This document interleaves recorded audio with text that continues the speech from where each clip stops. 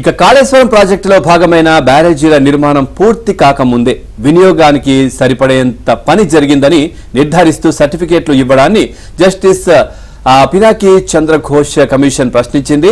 Tender నిబంధనలకు సంబంధించిన క్లాజుల్లో దీని ప్రస్తావన ఉందా అని 2020 జూన్ 29న బ్యారేజీల నిర్మాణం పూర్తయితే 2019 సెప్టెంబర్లోనే సర్టిఫికేట్ ఎలా ఇచ్చారని మాజీ ఈఎన్సీ సి మురళీధర్ను అడిగింది. ఇక కాళేశ్వరంపై విచారణలో భాగంగా కమిషన్ క్రాస్ ఎగ్జామినేషన్ ప్రక్రియను ప్రారంభించింది.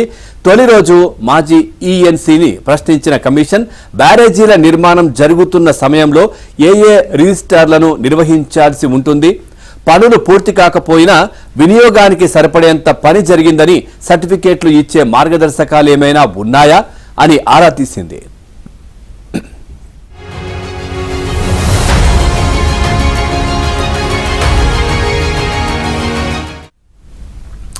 ఇక ఎగ్జిక్యూటివ్ ఇంజనీర్ సర్టిఫికేట్ జారీ చేస్తే దానిపై superintendent engineer, chief engineer counter సంతకాలు చేస్తారా అని కూడా భారతీయ ప్రమాణాల సంస్థ ఐఎస్ కోడ్ను అనుసరించే కాళేశ్వరం బ్యారేజీల నిర్మాణం జరిగిందా అని కూడా ప్రశ్నించినట్టుగా తెలుస్తోంది. ఓవరాల్ గా ఇదే అంశానికి సంబంధించి మరింత సమాచారం మా కరెస్పాండెంట్ రాజేష్ అందిస్తారు. Rajesh, good morning. పూర్తి డీటెయిల్స్ ఏంటి ఈ అంశానికి సంబంధించి?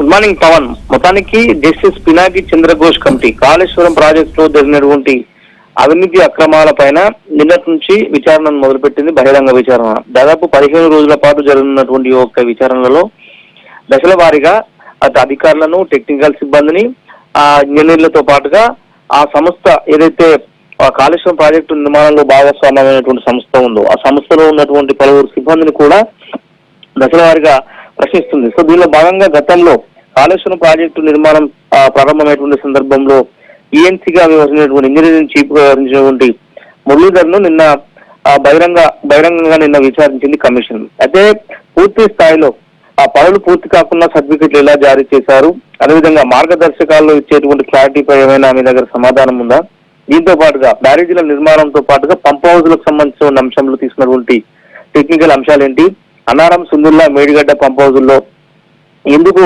పంప్ హౌజులు నీట మునిగిపోయేటువంటి పరిస్థితి ఏర్పడ్డది, దీనికి సమాధానం మీ దగ్గర ఏమైనా ఉందా, లేదంటే టెండర్ నిబంధనలకు సంబంధించినటువంటి క్లాజుల్లో దీని ప్రస్తావన ఏమైనా అప్పట్లో మీరు ముందు పెట్టారంటూ తదితర అంశాలపైన మాజీ ఈఎన్సీని కమిషన్ ప్రశ్న వర్షం కురిపించింది. దీనికి మాజీ ఈఎన్సీగా పనిచేసినటువంటి మురళీధర్ ఇచ్చినటువంటి సమాధానం పైన కమిషన్ పూర్తి స్థాయి సంతృప్తి వ్యక్తం చేయలేదు. ఎందుకంటే తొలి రోజు మాజీ ఈఎన్సీ ప్రశ్నించినటువంటి కమిషన్ బ్యారేజీల నిర్మాణం జరుగుతున్నటువంటి సమయంలో ఏ రిజిస్టర్లను నిర్వహించాల్సి ఉంటుంది, అదేవిధంగా పనులు పూర్తి కాకపోయినా వినియోగానికి సరిపడేంత పని జరిగిందని సర్టిఫికెట్లు ఎలా జారీ చేశారో దానికి సంబంధించిన మార్గదర్శకాలు ఏమైనా ఉన్నాయంటూ కమిషన్ క్రాస్ ఎగ్జామిన్ చేసింది. సో దానిపైన ఈఎన్సీ ఇచ్చినటువంటి ఆన్సర్ పైన కమిషన్ సంతృప్తి చెందలేదు.